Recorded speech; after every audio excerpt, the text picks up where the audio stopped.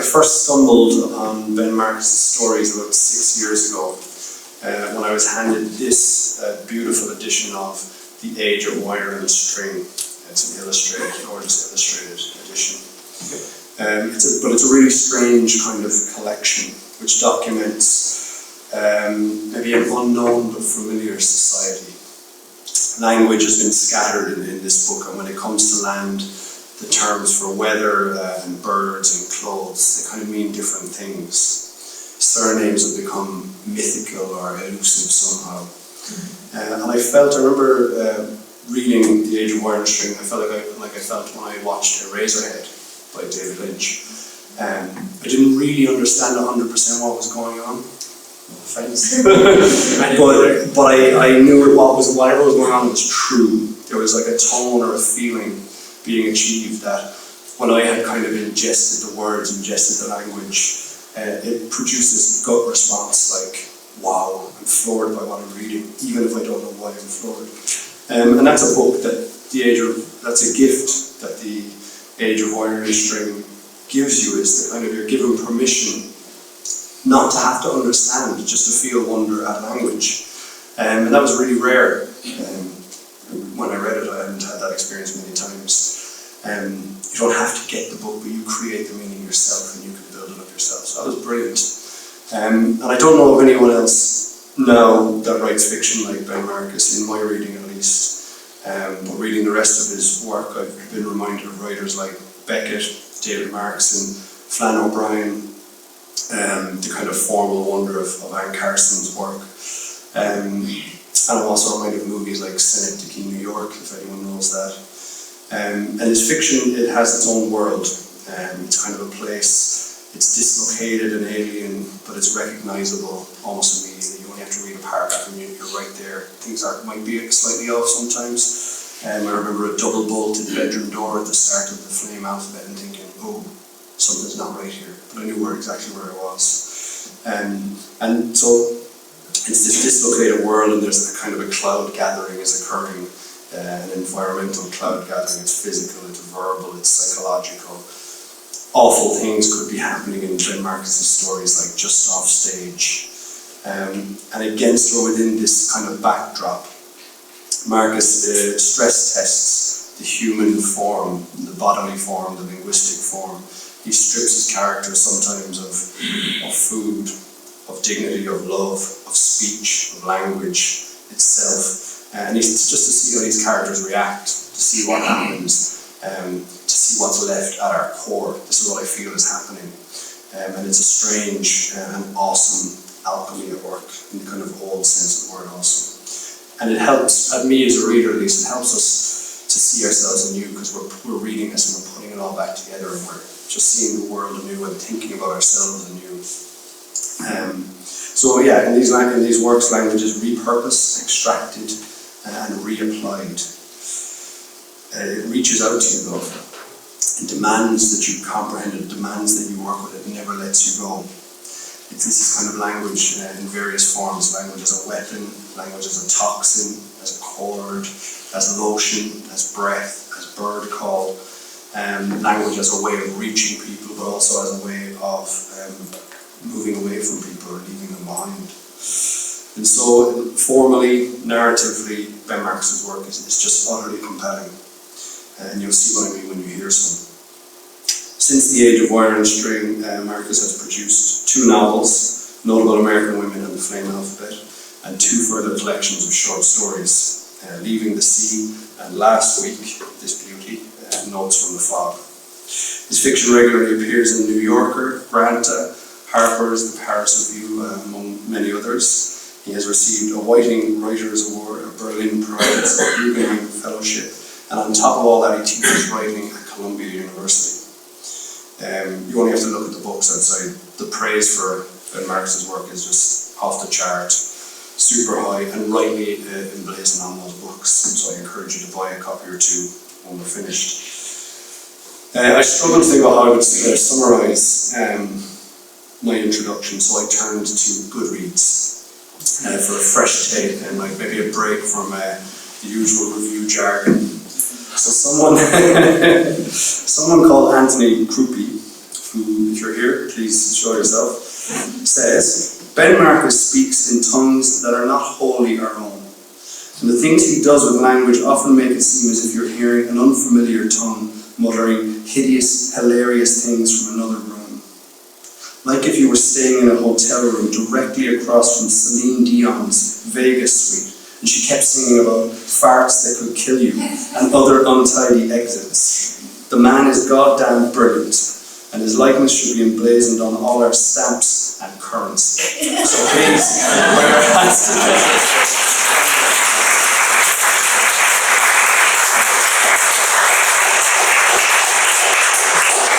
It's the only time I can't complain about the internet, I guess. Thank you so much, Danny, and thank you to the Cork Short Story Festival for having me. It's fantastic to be welcomed here, especially for a festival that seems to exclusively celebrate the short story. I've never had heard of such a thing, and I'm so happy that it exists, because to me, it's hands down my favorite art form, the one that will confound me until I die, but that I will keep cracking away at. So it's just a pleasure to be here. I thought I would just read a few pages from a story, and then I think I'm going to get in the hot seat and get interrogated a little bit. This is the opening to a story called The Boys from my new book, Notes from the Fog. It happens.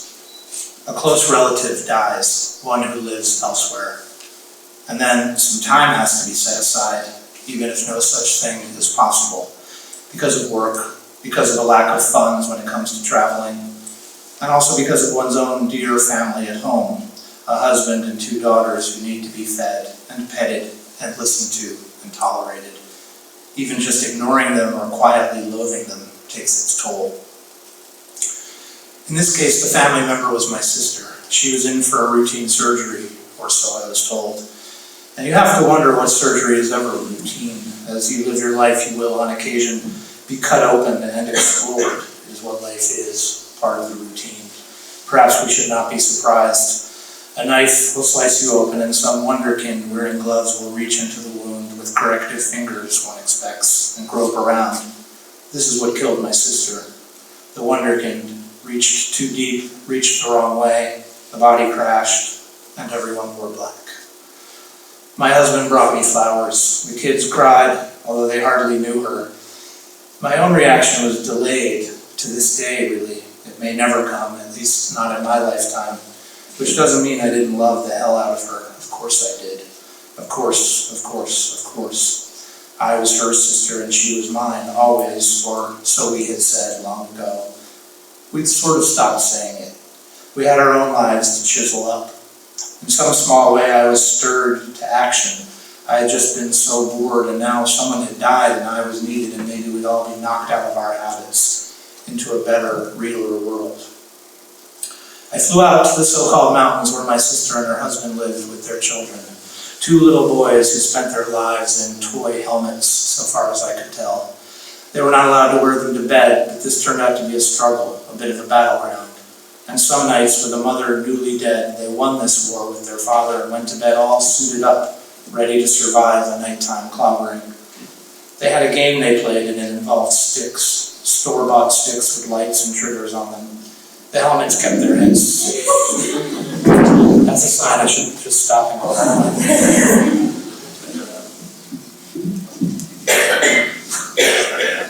I really thought that I was listening then. I just gotta fight through this. No one needs to know what's going on with me. I just gotta get back to my room.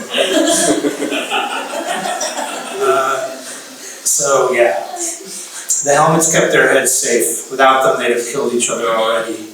When I was near them, I almost felt like I should be wearing one myself. I'd met my nephews before, of course, but they seemed to regard me as an animal they could not ride. What was an aunt even for? What did I mean to them? I supplied presents that suffered too much from an educational vibe, and no goodies, and my fun factor was decidedly low. Where had my fun factor gone? Had I ever had one? Their world must have been filled with people like me, curious beasts lacking in magic, unable to entertain them. Could we be eaten? Could we be killed for pleasure? It seemed they had yet to decide.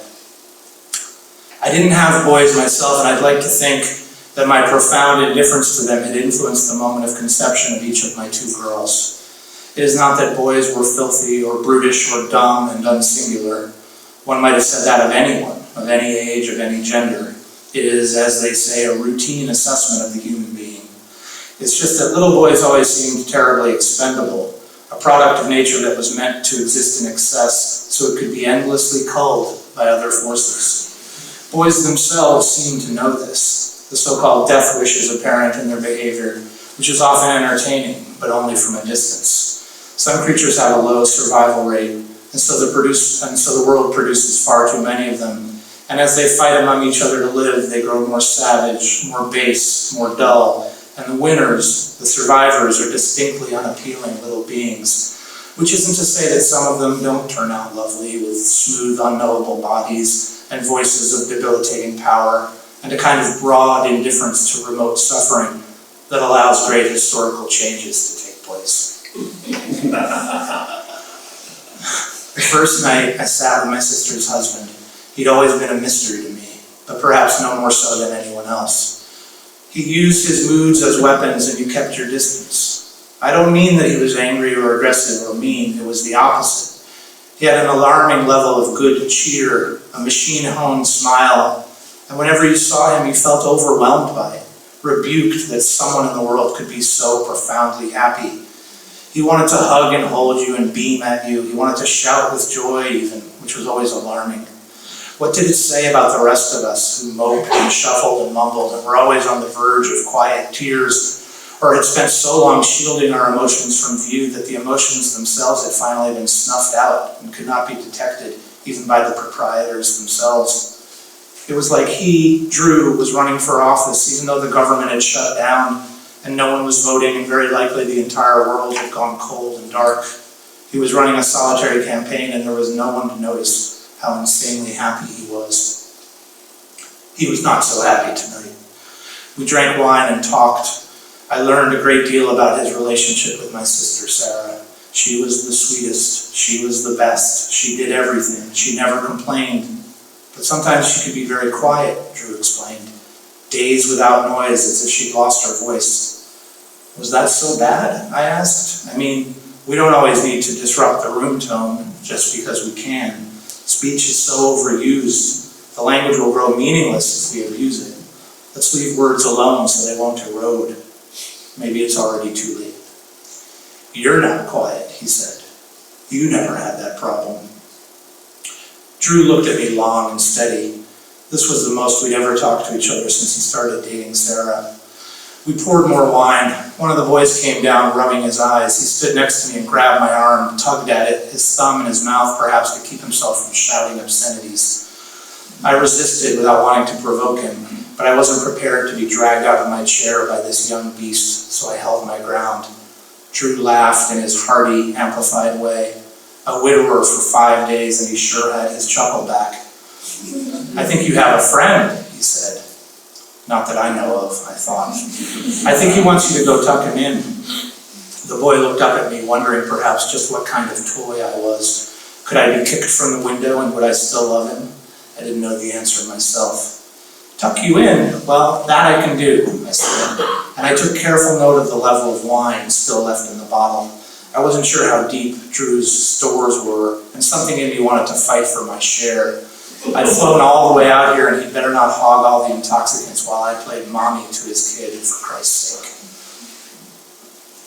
Over the next few days, I helped Drew with the basics. I got the boys up in the morning, rolled them into their clothing, fed them strange objects from bright, colorful boxes, and ran with them to the school bus stop so I wouldn't be stuck with them all day. Drew went to work. An office somewhere with other people, presumably, and conveyor belts conveying crisp bricks of cash right into the mouths of his bosses. Some of this money must have come out the other end and been gifted in a satchel back to Drew because they, well, just he and the boys now, did okay. Nice house and 2 newish cars and furniture that didn't look like it also served as a face towel for the young. There was a fine setup all around. They were sure doing better than we were. I told my husband it would be just a few days. I left that message on his voicemail. He quickly texted back a thumb pointing up. To the girls, I texted that I missed them, I really did, and that it was so sad out here, sad and hard, but Uncle Drew needed me right now, and the boys, oh my God, you couldn't even imagine. The girls instantly fed all the right emojis back at me, covering all the possible ways that someone might feel about this. When Drew came home, we cooked dinner, at least for the first few days. The boys ate something Drew kept calling cantable, an Italian dish I thought at first, and I was impressed. This is how they do it in the mountains. Were the boys ready for their cantable, Drew would ask them? Did they want a big portion of cantable tonight, or a small one, warm or piping hot?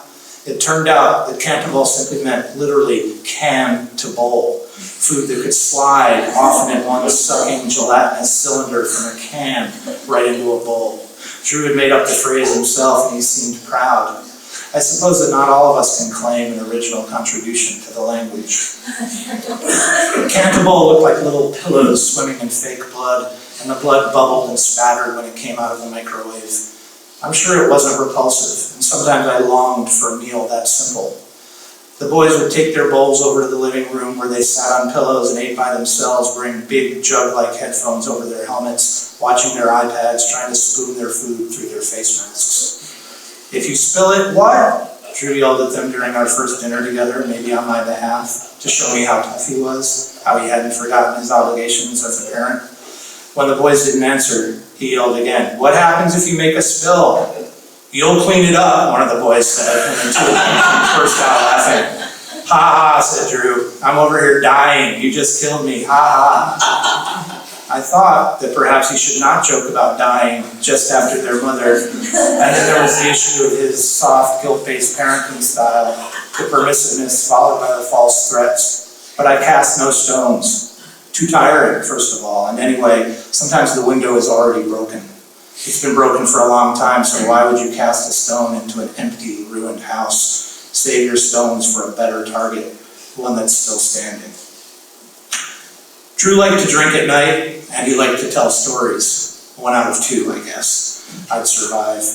I found that his stories required little of me except for a crazed grin now and then. If you occasionally express disbelief and admiration to people just through your face, you won't be quizzed on what they're saying, and they will gurgle on, engraving their message in the evening air all night long. If only it were a little simpler, though, and you could just flick a lighter and hold it up every now and then to keep the sounds coming. I took over the kids' bedtime. Drew felt that he sometimes couldn't face the boys, didn't know what to say. Sarah had done a lot of this, and when he stepped in, it made him think of her, and he got sad. He'd lose track of what he was doing, and the boys would notice, and then they would get sad too. I didn't really mind doing it. I needed a project, and it was like being a custodian for 2 hyper, slightly forlorn animals who'd forgotten precisely how to behave in the wild. I got the little guys on a tight schedule, and they knew not to try the helmet business with me, because I made up a story involving sleep and floods and helmets and drowning and lots of dead people. And this seemed to momentarily convince them to keep their heads uncovered at night, strictly to survive. When the boys were brushed and bundled into their pajamas, their hair still wet from the bath, I tucked them in and dove between them on their big shared bed. I ate a horse's face once, the littlest boy said one night. Oh, did the horse cry or was it already dead? That's not what you're supposed to say. You're supposed to say, gross, ew. Well, in some cultures, the horse's face is like candy. It's a rare treat. What's a culture? It's a group of people who are stuck with each other. Like a family? Yes, but bigger, without a house, spread all over the place. Is there a dad and mom? I snuffed out the conversation with some tickling. The 2 of them were ridiculously easy prey. I could gesture at them, snatching motion with my hand, not even touching them, and they would weep with laughter, protecting their soft spots, which was pretty much every part of them. The tickling was foreshadowed, and I almost didn't even need to be in the room. I could hold up a single finger, and they trembled. They were mine. I owned them. As I was doing it, triggering the most helpless giggles from these 2 little guys, I couldn't help thinking how much I'd love to be able to end an adult conversation this way. Just when things got fraught or tense or dull, I'd slide my hand along an inner thigh or into an armpit and poke into the sweetness to see what sort of explosive verbal helplessness came back. Except, of course, adults aren't ticklish, profoundly not. Parts of their bodies have died, the whole interior, a kind of early death of the nerves, immune to sensation to a large degree, dead person walking, and etc. Being tickled once you're older is simply like being excavated, as if your flesh was soft and would give way, as if it could be spooned out of you with a long finger. We got into a little bit of a routine after the kids went to sleep. Drew drank too much at night, then pretended, I think, to need my help getting to bed. He would sort of act out of it, almost asleep, bereaved, tired, and drunk. He would murmur in some private dialogue with himself, the widower's soliloquy, I guess. I heard Sarah's name, but I tried not to listen too carefully. It was like eavesdropping on his thoughts, which I wanted no part of. I pretended that he was speaking a language I didn't know, and it sort of worked. I'd take his arm and escort him upstairs. Thank God he didn't really need to lean on me because he was huge and leaden, and I'm only as big as I need to be. That's always been my size. We'd get upstairs and I'd help him strip down to his boxers and t-shirt. Beyond that, I had no interest or even tolerance, I don't think. There was not a human being on earth whose sleepwear concerned me, least of all Drew's. Nor were there any nude bodies beyond those freely available on the internet that I felt I needed to see anywhere. And I must say that the human body in this sort of man at this age, perhaps especially after the loss of a spouse, can cause some feelings. If I looked at him too closely, I felt like I was at the morgue or the butcher, or that the world had ended. Somehow I had started to associate Sarah's death with him. Because she had died, I started to think that so had Drew by association, or literally. That he was effectively dead, and whatever he'd been doing these last few days only amounted to final spasms and twitches. Throes, I guess they are called. Soon he'd stop seizing. Soon he'd go cold. I'd have to make a call and get him removed. I knew this wasn't true, of course, but I also worried that it was. I was torn between worry and knowledge, and worry was always more persuasive. Worry had the upper hand. It was best to just get Drew under the covers so I didn't have to see. I could deal with his head poking above the blankets. That was manageable. Sometimes I pay for hand jobs, he mumbled one night as I was pulling down his shades. I was hardly listening and I didn't think he was even fully awake, but I was curious. How much? I asked. He didn't answer, but he tossed and turned a little bit and issued a high-pitched cough. How much do hand jobs cost? I asked again. Drew rolled over and spoke into his pillow. You have to pay for a massage and then it's extra for that. Maybe he was being shy or maybe he was just barely awake. Sarah knew it wasn't like that. I mean, I never told her, but I know she knew. She was okay with it. We never discussed it. She didn't mind. I wanted to tell her. So you can't go in and say, no massage, just a hand job, I'm in a hurry. No, you can't even say hand job, they'll kick you out. It sounded like he was talking from experience. I pictured him getting kicked out of a massage parlor, emerging into the afternoon light of a strip mall, shielding his eyes, deciding he should maybe just get some ice cream. So how much then, I asked. $200. Interesting. I'll stop there.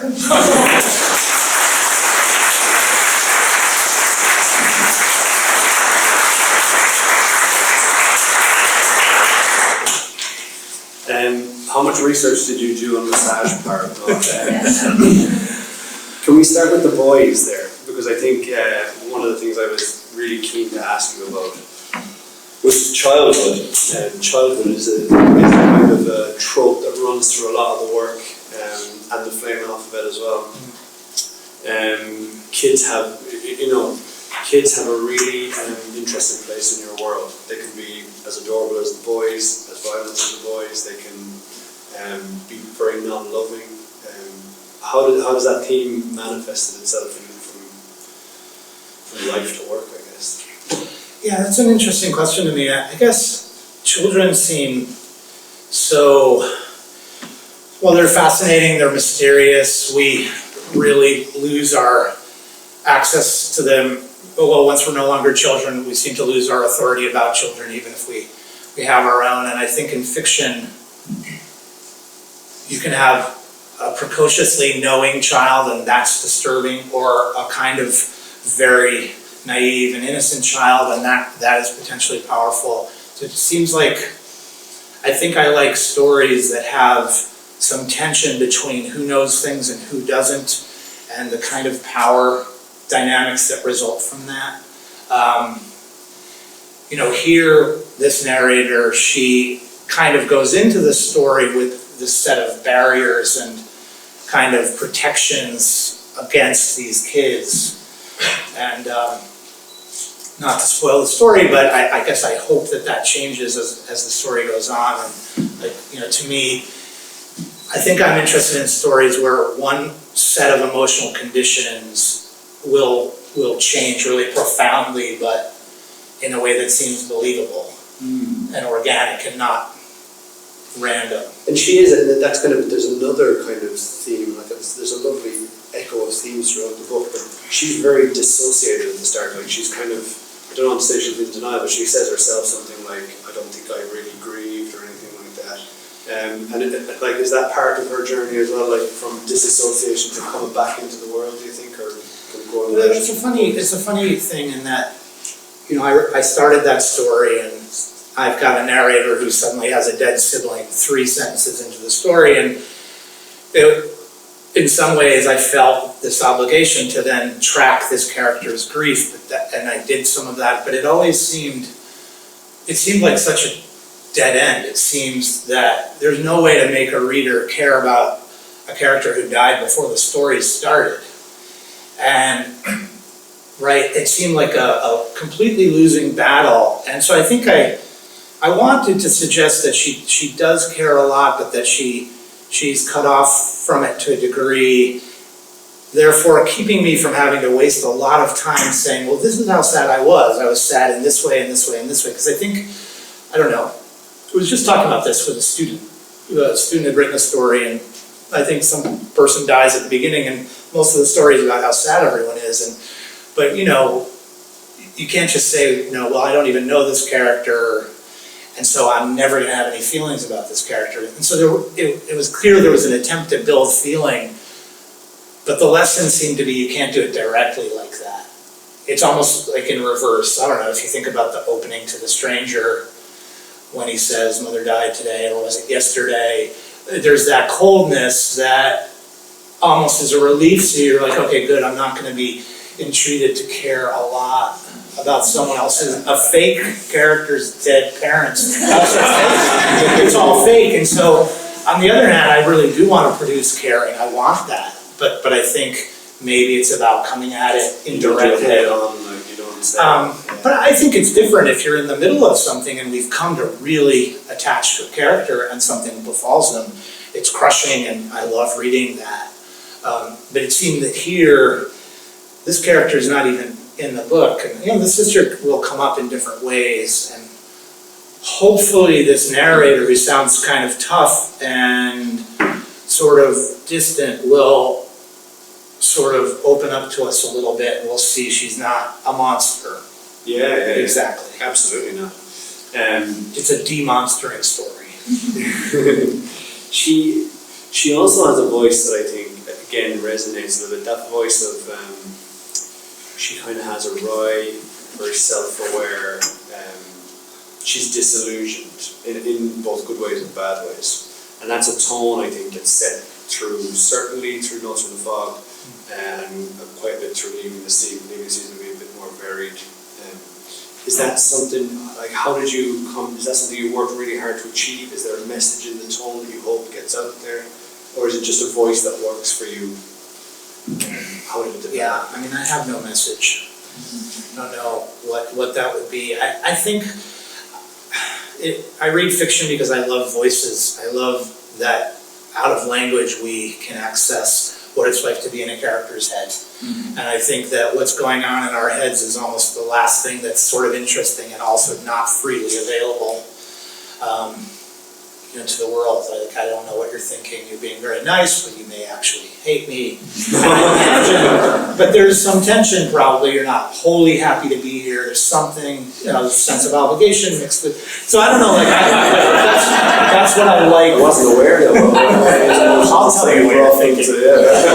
Exactly what you're thinking. So I think that when I read, I love work that does that. And it could be in a first-person narrator who we're listening in. It's the first person is funny, and it's meant to sound like speech, but it's not. It doesn't exist either. It's just this direct communication to the reader. So I guess I think of it as this privileged access to a character who won't be censoring herself really for public consumption. And that's not necessarily just a license to be profane or kind of perverse, but I like trying to figure out where those pathologies might be in a character, because they're not being shared, so it's not actually rude or horrible, because it's private, and that's still legal. So yeah, it's not the message so much as I guess I think that there's just some energy behind it. There's just to feel that you have access to something intimate that, obviously we're sharing stuff about ourselves all the time, but we're really not. It's hard to know what to trust. It's all very mediated and curated, and when it's not, I guess I'm interested. Yeah, and that might be one of the world is increasingly people share their feelings a lot easier. Maybe that's one of the really interesting things. This is she shared her feelings as they are, not as they're projected. I wanted to ask you about medication as well, or maybe not even medication, but the medical kind of world that we live in, because this starts with a character that dies in surgery, and I think in nearly all the stories there is the presence of hospitals, people taking pills, medical trials. Are we a medical tribe, do you think, now? You and me? Well, our tribe is different. I've got another tribe. We're a gang. That's not a I'm tribe. not free to just join it. Well, is there a culture? Yeah. The culture that doesn't have a mom and a dad. Don't start tickling me. Do you think that we are kind of a little bit living in a fog of medication? Because that certainly comes across. Well, we're all gonna die. Not tonight. Although, statistically, I don't want to get into that. I guess, to be honest, 8 or 9 years ago, I had mysterious health things. I'm fine now, but I entered a world that I think I can't forget anymore. I spent a lot of time in hospitals, a lot of time not getting diagnosed or getting misdiagnosed and suffering more. And it's sort of what I saw and what I felt. And then, of course, many smart, amazing people have written about this and made art about this. And I just felt like I just crossed over into something I kind of can't unsee and unfeel. And so in fiction, I think it's maybe just another component that you can try to use to help show vulnerability. And I'm interested in writing about vulnerability because I feel it, and I feel it in others, and I feel that it matters, and that stories about it matter because it builds our understanding, it deepens our empathy. That if no one's vulnerable, it's hard to feel that interested in fiction. And so to me, the medical side of it, the hospital side, it's sort of just it's a setting. It's not. There's no real message there other than it being it's a backdrop that stages this vulnerability often. And it doesn't feel that pretty to me. There's a marvelous story in the collection called Critique, and it's kind of a review of it starts as a review of a hospital, like written in review language, and you realise that it's not just a review of a hospital; it's a review of the whole kind of human condition as it stands. One of the great kind of I can't quote it exactly, but it's almost real. You'd almost believe this, except that. So it becomes a critique on the human condition. But I'm wondering, with that story, did it start with just the hospital? It has to be the hospital, or no? Actually, that story is sort of a little bit of a kind of a test run for something longer I've been trying to write and failing at since before I was born, it seems. Because I like it conceptually, but I've never figured out any dramatic or dynamic way to write it, and it's just a critique of the natural world as we might critique any piece of art or anything we experience. So it's sort of looking at everything around us and sort of going after it as a made thing with flaws the disappointments it causes. And so it was really just a small kind of foray into that to see if I could pull it off. In the hospital, there is a hospital that's kind of being critiqued. There's a great line that I've underlined half the book, but perhaps the hospital satirizes the idea of being alive. It's like, wow. It's a common critique. I might drag you back to the start. Sure. Back to this beautiful book, The Age of Wire and String, Okay. which I've told you already has a Cork fan club. How did that book come about? How did you start writing in such a kind of a strange tone? You're asking me to How did you remember give yourself a long time ago. I wrote that book in my early 20s. I'm 50 now. I have not really reread it. I honestly am suspicious that I maybe even wrote it. So I'll conjecture about it. I know what you're asking. When I was in college, I was mostly reading, I guess, what would be called realist fiction, and so this was in the 1980s, and I was reading writers like Ann Beatty and Richard Ford, and then going back to Flannery O'Connor. I was reading Toni Morrison, and loving all of that, and really also foolishly wanting to write and not feeling anything individual about that desire to write so much as reading other things and feeling excited about writing, and kind of trying my hand at a sort of warmed over realism, and realizing that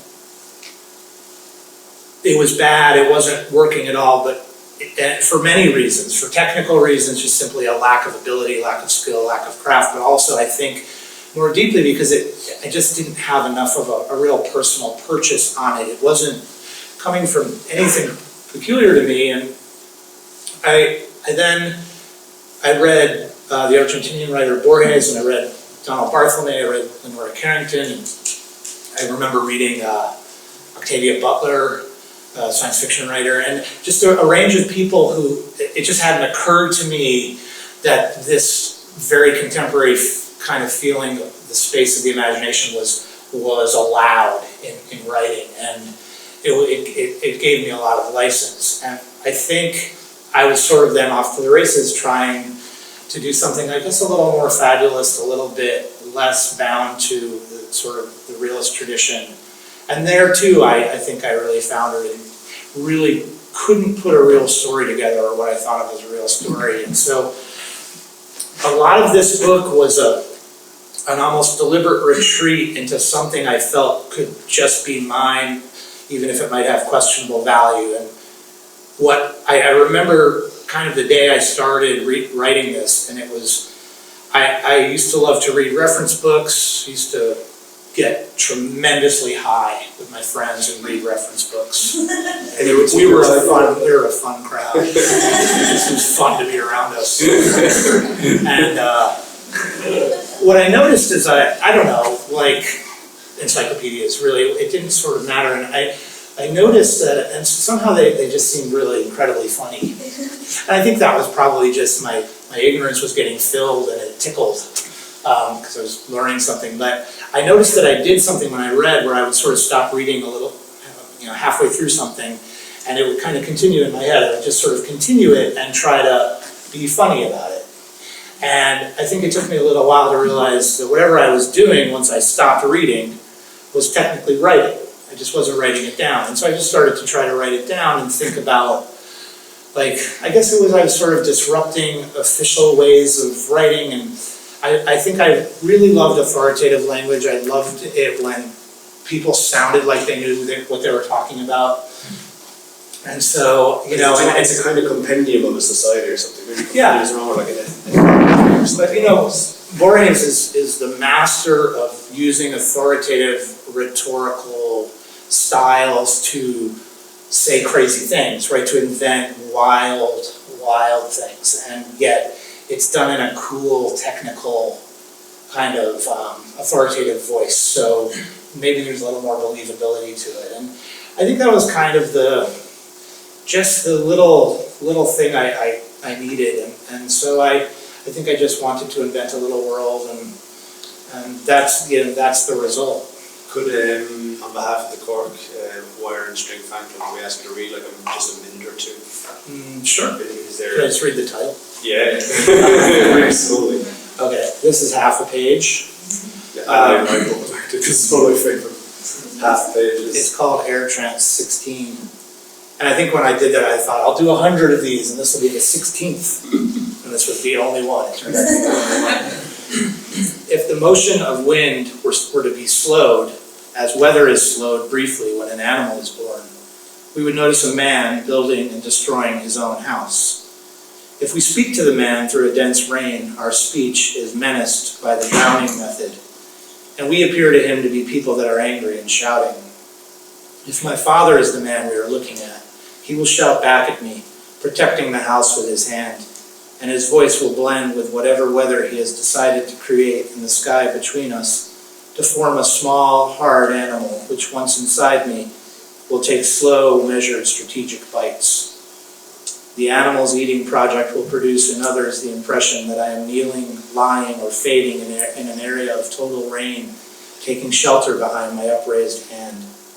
Since they will be standing above me, the people will need to request special powers of vision, which will be immediately granted, in order that I appear in slow, original colors, viewed from any possible perspective, chewing with great care at my own body while the house gets smashed behind me.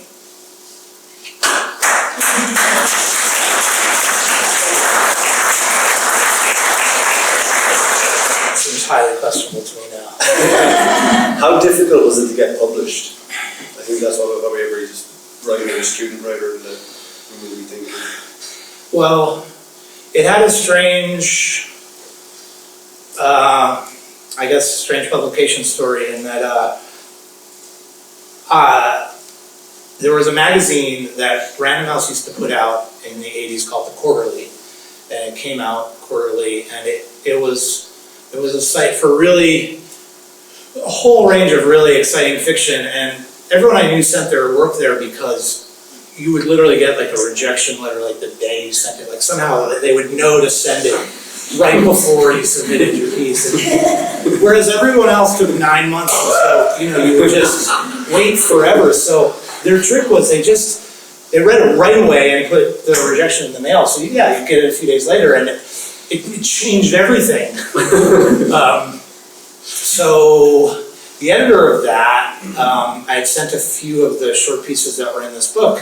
He was also an editor at Knopf, and he read a few of them, said he'd put them in the magazine, and he offered me, like a high double-digit book contract. With a high 2 digits. And I didn't have an agent, and so I approached an agent with this book contract, and It took away one of the digits. she talked him down a little. And so it just came out that way. So I had not sent it around, and it wasn't done. So it's just an odd story in that I hadn't worked for a long time and figured out what to do, and then sent it around. And and I remember it because the book wasn't really reviewed widely, and when it wasn't reviewed that well. People didn't like it, but then there was a little group of people in sort of in the poetry world, I suppose, some of whom I knew, who were just angry that it had been published by a mainstream press, and there was a lot of, how did this get published? So that's what I remember. That's what I remember. There was, I don't know, why this weird, unreadable thing and not my weird, unreadable thing? Which honestly I always thought, that's a really fair question. I sort of had survivor's guilt. It came out, I'm not sure if there are copies of it outside, but it came out with Grant in 2013, so almost... and they found a really wonderful artist who kind of drew all over the book. Yeah, the drawings are nice. Amazing illustrations. Yeah. And so then, and now, as I'm thinking of you as an editor, as a teacher, as a writer. As a writer, you had a couple of novels. Notable American Women first, and The Flame Alphabet second. What were and I think you asked David Markson this before, so you have to answer it. What were the interesting problems in writing a novel? Everything. I mean, waking up, that interval before going to bed.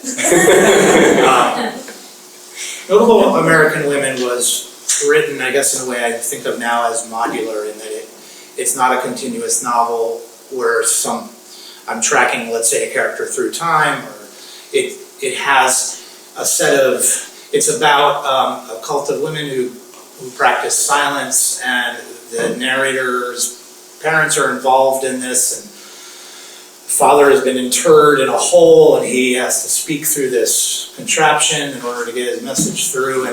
But I didn't really conceive of it as a narrative so much as like a set of kind of set pieces. And when I finished that, I was really frustrated, just because I found it was just very hard to write something that might have been 30 pages and then feel, okay, now I need another one, instead of relying on the momentum and maybe everything organic that might have happened if I wrote a continuous thing.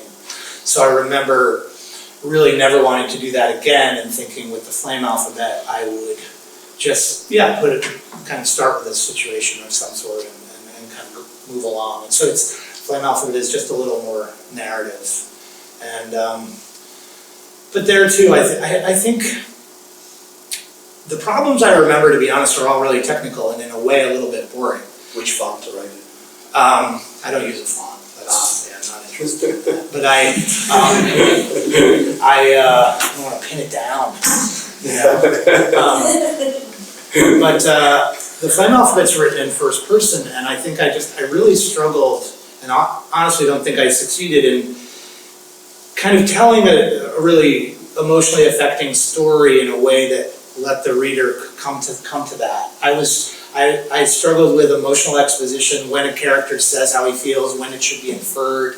There was a lot of just the management of the character's interior that frustrated me, and afterwards I vowed just to write in third person, which I did for a long time, and then I came back a little less bitter to the first person. So I think of these things in terms of just technical limitations, and that's sort of less interesting, I suppose. But I disagree with you on The Flame Alphabet. I thought it was like, so there's a funny thing, when I was learning to write in Galway, we had a teacher who said his first book was his book of the head, where he was like really technical and interrogated language, and his second book was the book of the heart, where he was emotional, but maybe he let the language down.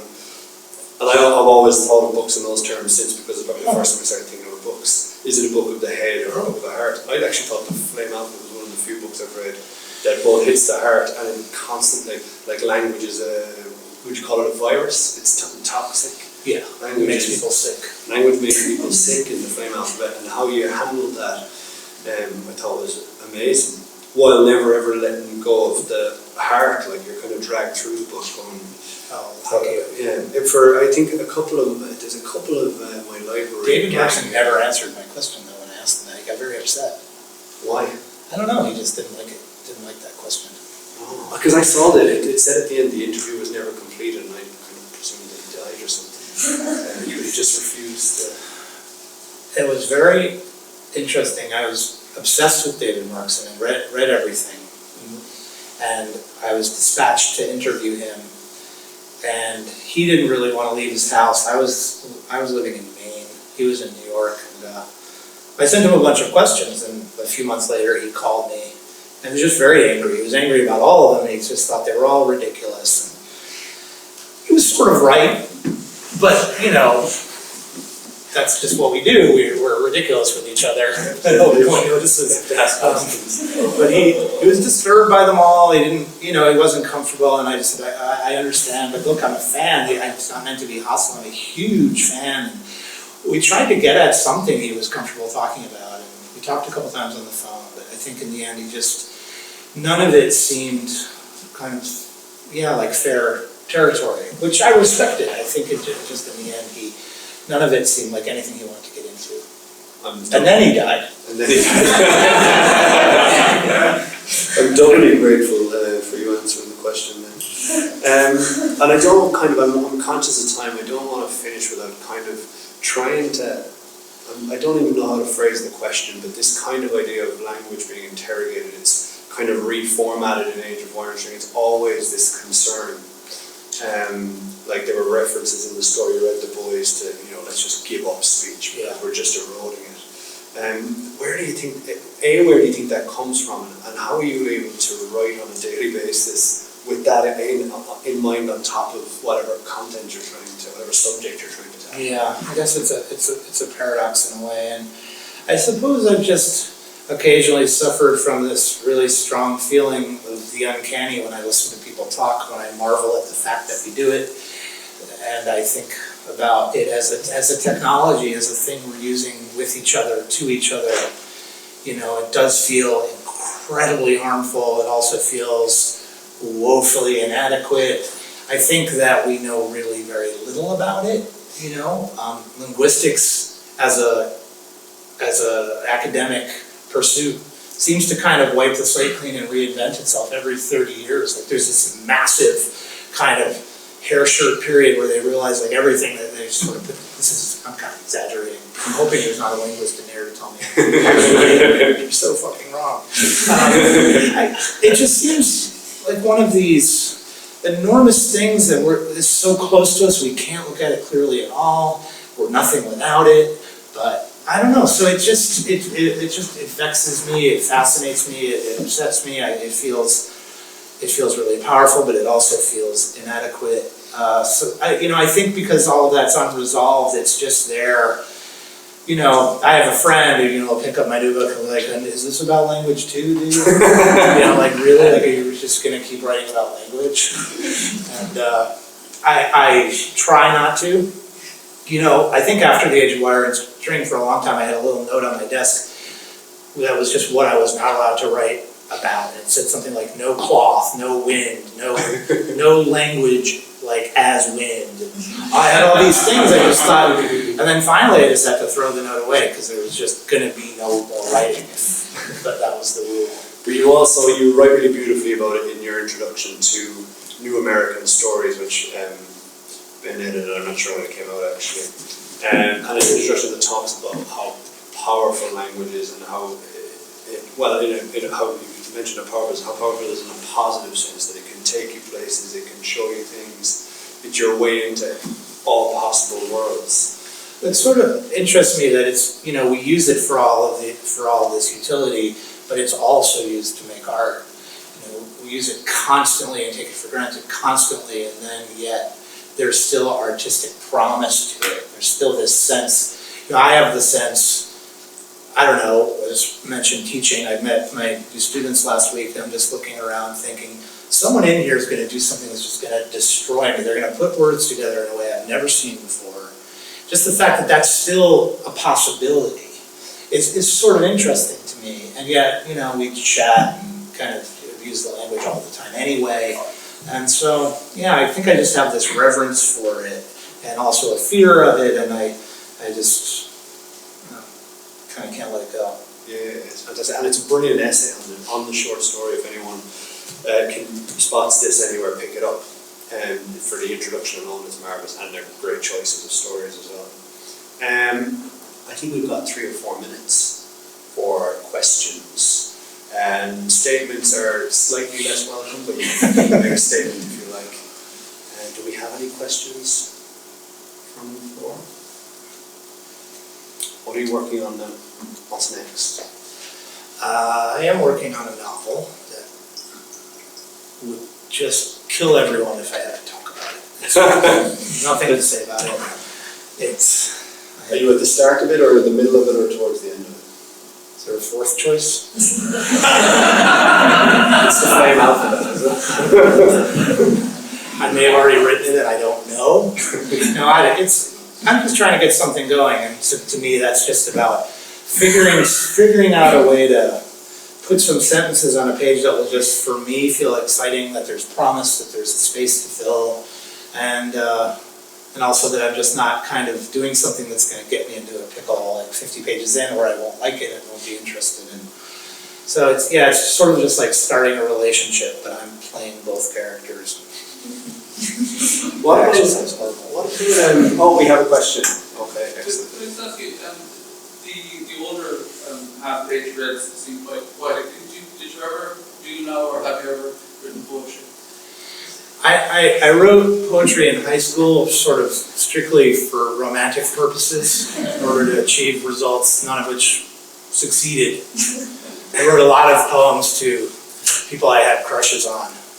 And I think I thought that the best use of poetry was to sort of spend a lot of time describing how horrible I felt at the prospect of not succeeding romantically with them. And so, yeah, I had a narrow idea of what poetry should be for.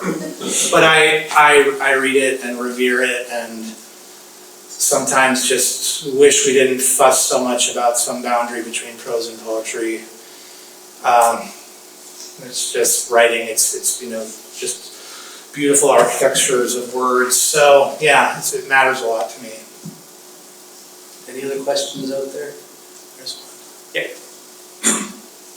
If you could just bring one book that I can't see you, Louise. Go. what book would it be? You get the works of Shakespeare and the Bible. You get that? That's there. Yeah. Every island has 2 books like it. Horrible island. No offense. Oh wow, one book. It's really not fair.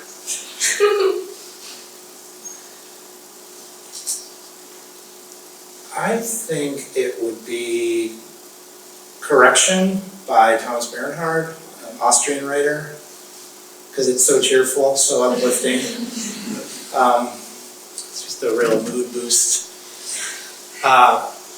Yeah, it's about a guy who, it's about a friend of a guy who has just killed himself, who was sorting through his friend's papers, and the friend was a builder, an architect, who had spent his life trying to design the perfect structure for his sister, who he was obsessed with. Because, I don't know, he never had a sister.